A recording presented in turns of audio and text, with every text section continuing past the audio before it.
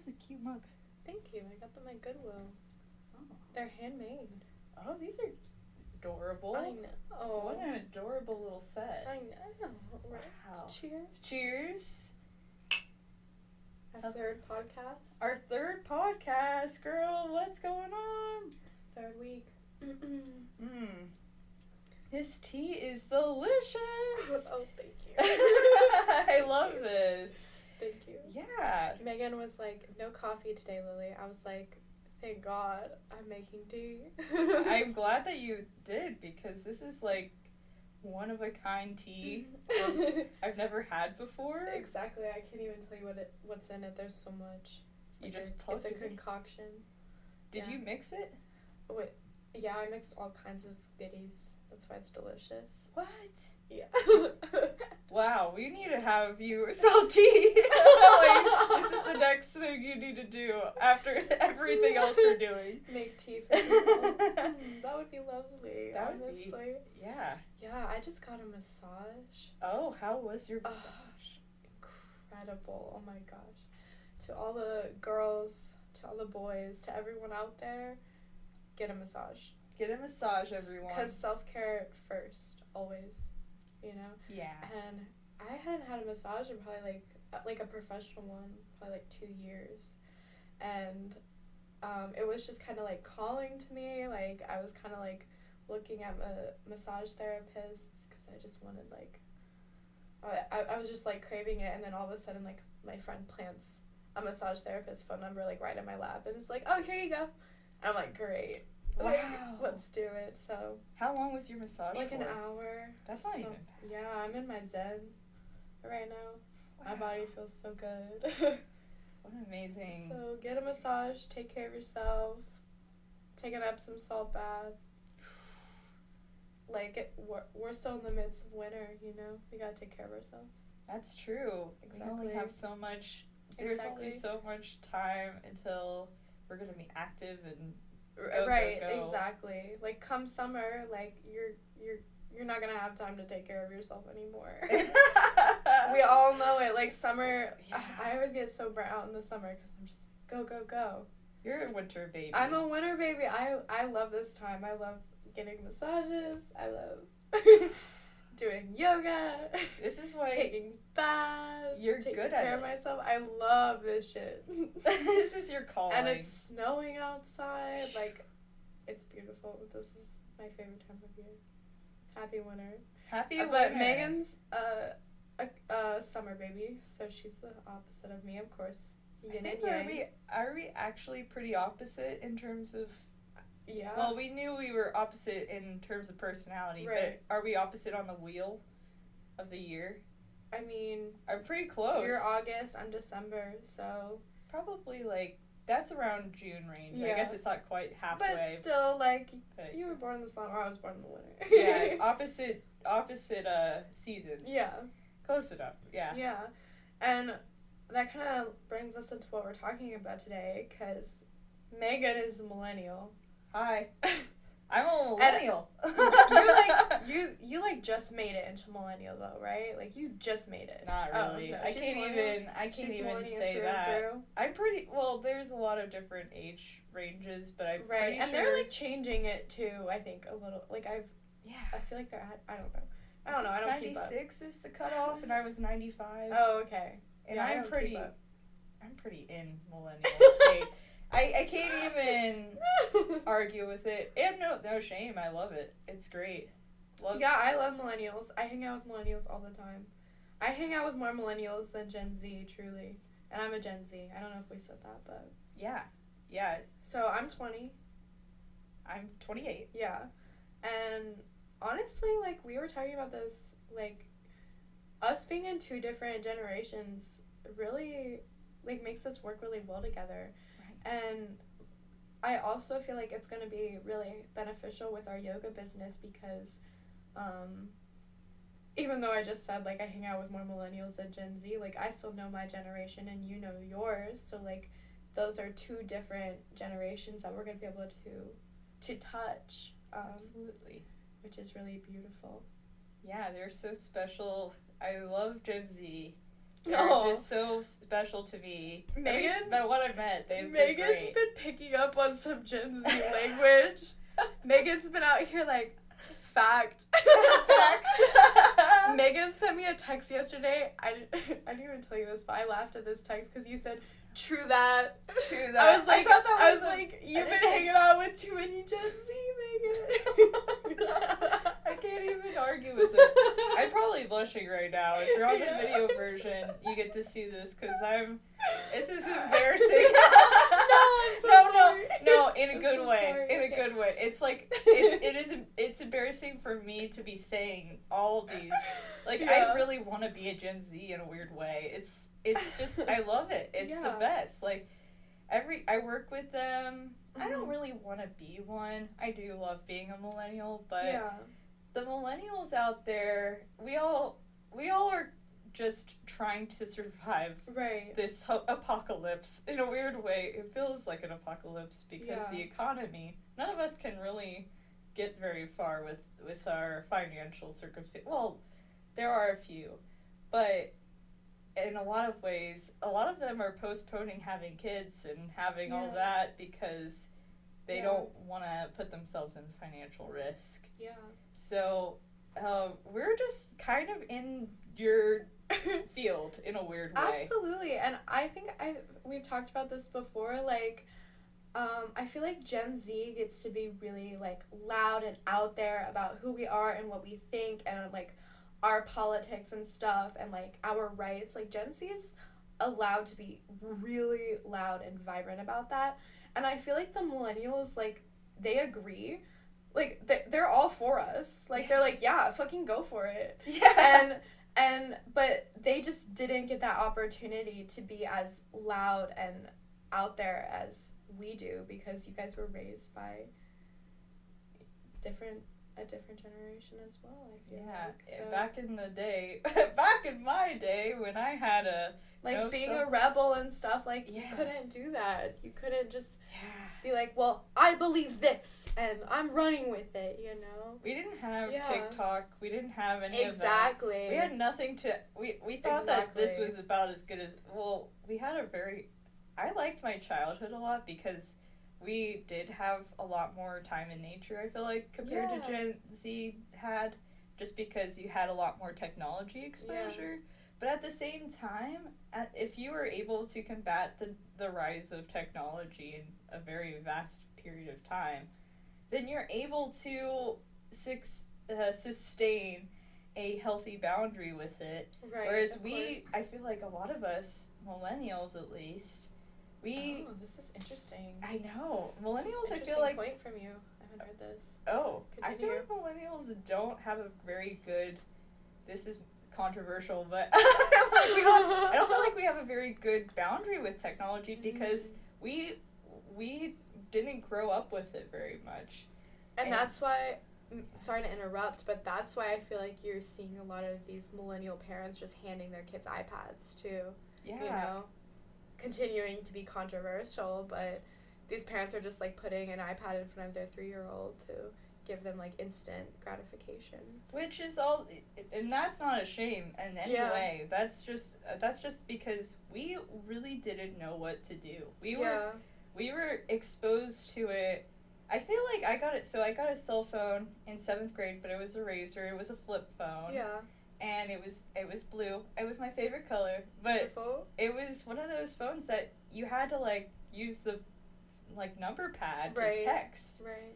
And when I received this phone, we didn't have internet on the phone. We didn't have anything going on that phone. You couldn't Google stuff or be on Instagram or whatever. We didn't have any of that. Instagram didn't exist. Like, it didn't exist. It was so, we just took embarrassing, I have so many embarrassing YouTube videos, and they are still on the internet, so if you look my name up, you might be able to find Make some. it, don't expose yourself. I mean, it's me Don't playing guitar, so I don't think it's going to be very good. But if you want to get on there, go ahead. Give me the views. Give me the views. Anyway, as if it's gonna make an impact. For Megan's inner child. For my inner child, yeah, go ahead and search my name. I'm on there. But anyway. I feel like that brings us into what else we wanted to talk about. Exactly. Yeah, Megan was a teacher. Yeah. Because Megan's lived like 8 more years of life than me. 8 more lives than you. 8 more years. Not 8 more.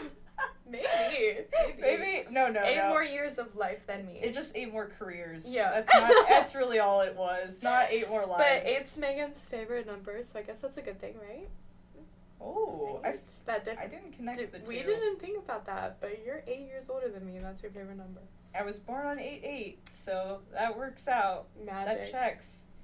Yeah. Wow. So you were a teacher first, right? That was your, Yeah, so I started off as a middle school teacher, 6th grade math, taught 6 periods, and 6. The number even clicked to me. My gosh. Numerology's fun. Anyway, so I taught those youngins, and for a while, it was what I thought I wanted to do. And it turns out there was not really much work-life balance for me. I would come home at sometimes 7 p.m. to wake up then at 7 a.m. Oh my gosh. And show up, and I barely slept. And I'd take home grade papers. Right. It just didn't really end. It felt like a never-ending cycle of I don't have a life. Yeah. So, anyway, going back into the next phase of life, I feel like I've had quite a few. I decided I wanted to go into IT, so a software development degree. I didn't end up going into a job in software development. I got a job into tech service or IT support, which is, there's so many. I was surrounded by men. I don't know. Well, yeah, to be the only woman to, Yeah. And a male dominant. Yeah. That's gotta suck. It was not fun. There was some people there that clearly did not like me very much. I think it was just because I was the only woman there, and they did say they hope they don't hire any more women to my face. God. Do you not know this? No. Yeah, they said, one of the coworkers of mine said that to my face. That's terrible. Yeah. I'm so glad you're out of there. I'm so happy to not be at this. Aww. Yeah, and that's no disrespect to the company. That's just the people they hired. The people they hired, and they had no idea that the people they hired were gonna be not fun to be around. But yeah, so had a little bit of that sexism, so to speak. And after I left the company, I had some evaluating to do with my life. Yeah. Well, I want to know, Megan, what was the final decision in your head? Like, I want to do a yoga teacher training. Like, what? Like, what went through? Final decision. Like, what made you hit the button and? Probably. That's a wonderful question. Thank you. I just never think that you stopped me. I stopped her. I got her. The kick in the keister to get me to sign up for yoga teacher training was I noticed that a lot of people who came out of yoga teacher training had wonderful testimonials of how they didn't change into a yoga teacher. They changed their whole lives. Yeah. And I did want to have a restart, and I felt like I would be good at it too. And I mean, you already had like teacher experience and a big heart and. Oh, thanks. Yeah. You too. Thank you. You too. You as well. Yeah, it was definitely a good fit because it married the two things I feel like I really love, which is yoga and teaching. Yeah. And so I was in a weird way, it felt like the perfect job for me. And I really like it. So that brings us to why we're together today. Exactly.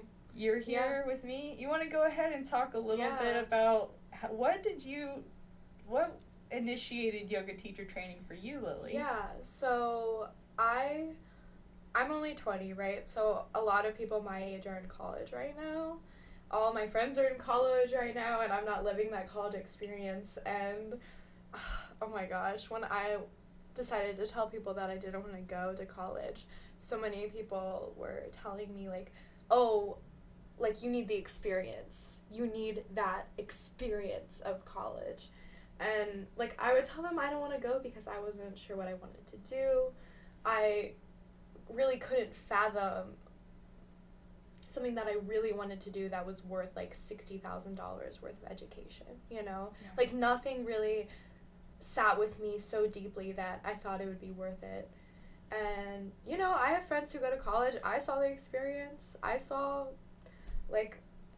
went out and got super drunk with all my friends and partied way too hard and saw people just, like, sitting in their own vomit and, like, people, like, blackout drunk, like, kids my age. And, like, for me, after I graduated high school, like, I didn't want to go to college. I wanted to heal, you know?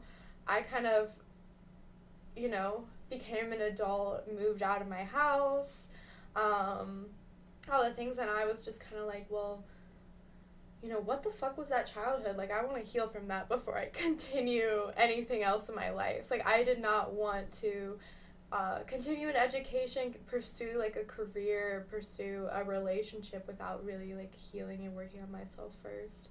And that's why I was really driven to the YTT. And yoga had already had a really special place in my heart, too. So I asked my dad. I asked my dad as, like, a birthday, Christmas gift, because they're around the same time of the year, like, hey, this is what I really, really want. And I even tell him to this day, like, that was the best gift that you've ever given me. Like, that year of healing was truly exactly, like, anything, it's everything I wanted. So. Wow. Yeah. So special. Yeah, so we both work, like, I think we work pretty cute jobs. Like, I cook in this little vegan restaurant, and you're a little barista, and, you know, we're doing our side thing while working on our own business, and we have two completely different paths to get us where we are, but somehow we made it here. Yeah. I feel like it's the perfect job, though, because it allows us to have this podcast. Exactly. Our business. The freedom to explore and do other things that we want to do, and also our jobs aren't making us feel really, like, bogged down and exhausted, like you were saying with teaching.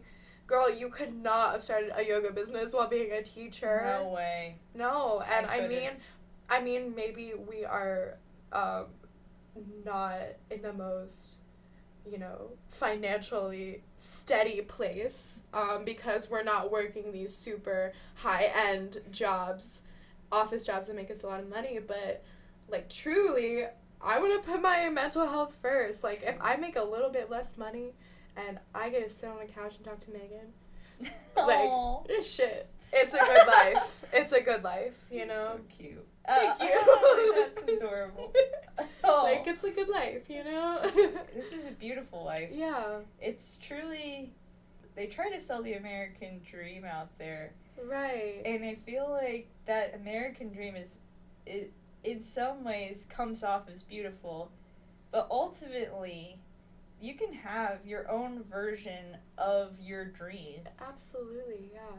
That may look totally different from the quote-unquote American dream. Right. And I think that, yeah, you were talking about how much you love your cooking job. Yeah. I feel like you touch lives every single day at these jobs. I truly feel like I do, and cooking feels really fulfilling, especially when I'm working with a lot of other people who are passionate about food, because I find food just as spiritual as yoga, honestly. There's so much love and power in food, and working with your hands, you know, like, our hands are the extension of our heart, and, like, truly putting love into food and giving really well made and well cared for food is such a blessing, because there's a lot of people out there who just, you know, don't care and don't put intention and love behind food, and that reflects in our bodies what we eat, you know. Yeah. Like if we're going out, I didn't think this conversation would get here, but it's okay. But like if we're going out and filling ourselves with, you know, like fast food and food where we don't know where it came from and all kinds of stuff, then like you don't even know what you're putting in your body. And like that reflects, because our bodies they're our temples. There are. Wow. Yeah. What a sanctuary we have all around us. I love sharing food with people. It is such a gift. Like, food is the best. Oh my gosh. Yeah. I had the best for you brought some soup with the bread bowl in to my house for Friendsgiving. And my gosh, you guys, this was so loved. Oh. There was so much care put into this dish. You can tell. It makes a difference. Yeah. That. Exactly. Yeah. It was so beautiful, and I don't know where you got the ingredients from, but they tasted really good. Oh, thank you. Yeah. Thank you. Yeah, even like with the tea, you know, there's intention behind the tea we make, and the main chef that I work with at my job, like the owner, she says she even cooked with this lady one time who would just use her hand to stir like a hot pan full of food. Like, would just put her hand into a hot dish and like stir it with her hand, because like, you know, ultimately like our hand literally like why? Like hot oil and food in a pan, because our hands are, I don't know, magic, made of magic. Like, wow. There's so much love that vibrates through our hands. I feel it. Yeah. So I feel it too. Yeah. When I give students hands-on adjustments, for example, I feel like I'm energetically putting my own beautiful version of, like, I don't know, a gift of yoga into them. And they just wake up, they're like, oh, that they look so much happier. Absolutely. And yeah, I feel like hands do have, I don't know, magical powers in them in a weird way. And we can even think of it like when we're cleaning, when we're cooking, you know, when we're washing our body, like, you know, like there's so much love that we can put all over everything with our hands if we just create that intention behind it. If we just like slow down for a second, instead of just cleaning, like, oh, I'm cleaning. I'm not just cleaning. I'm cleaning. I'm cleaning with love and compassion, because this is the space that I get to clean.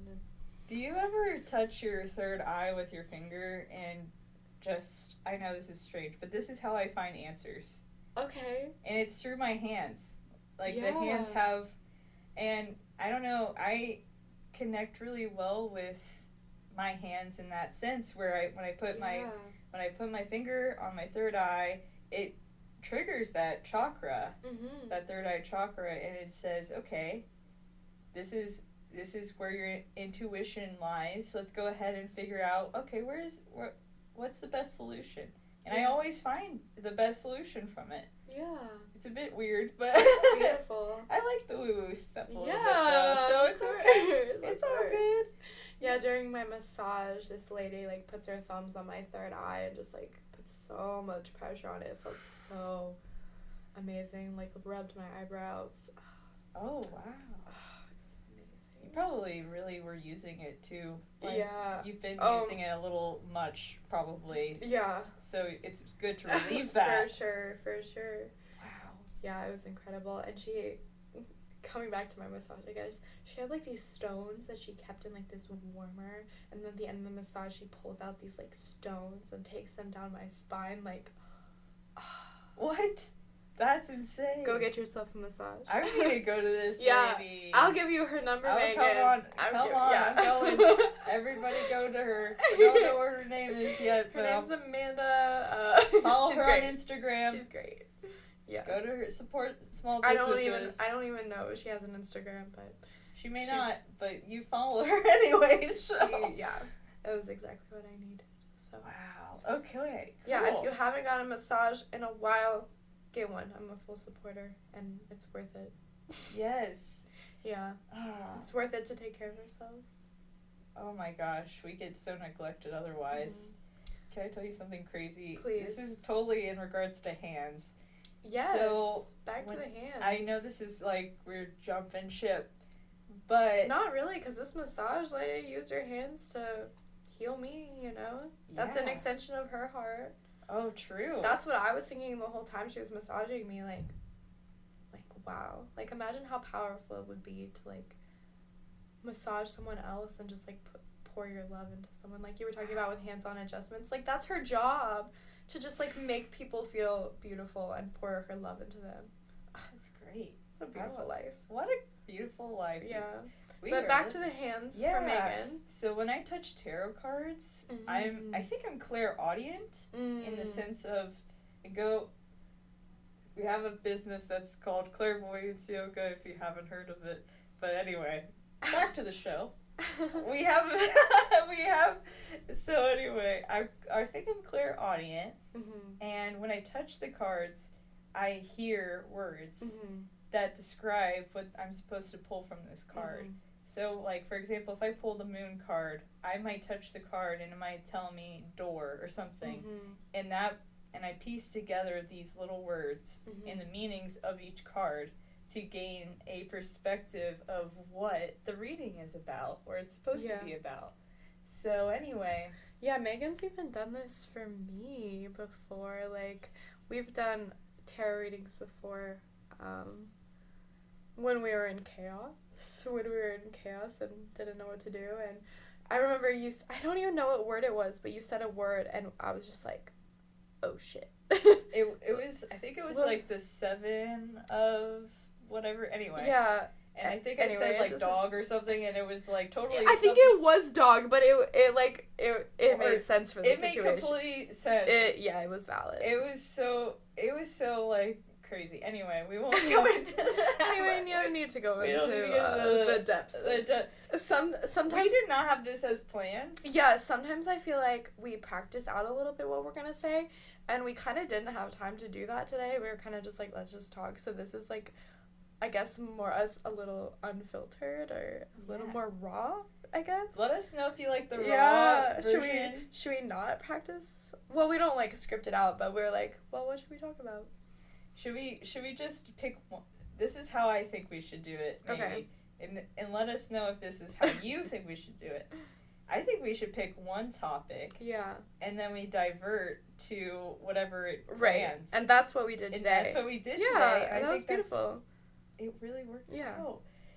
Well, anyway, shall we close? Yeah. What a great way to end. What a beautiful day. Beautiful life. Take care of yourself, everybody. Yes. Love yourself. Show love to others. Show love to others.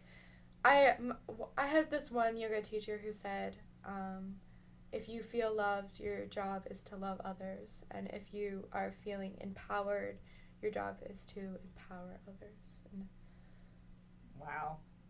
That is so beautiful. Yeah. Subscribe to our YouTube channel. Like, on that note, subscribe to our the YouTube Instagram, channel. Clairvoyance Yoga. Clairvoyance Yoga. TikTok, too, right? We have a I'm TikTok. not on TikTok, but Megan's all over I'm there, right? I'm a TikTok queen. Now, I'm making queen TikToks every day. Just kidding, not every day, but here and there. And we are just so thrilled that you came along for the little podcast journey. And next week we'll have more. Yes. Always. All right. Mwah. Mwah. Mwah.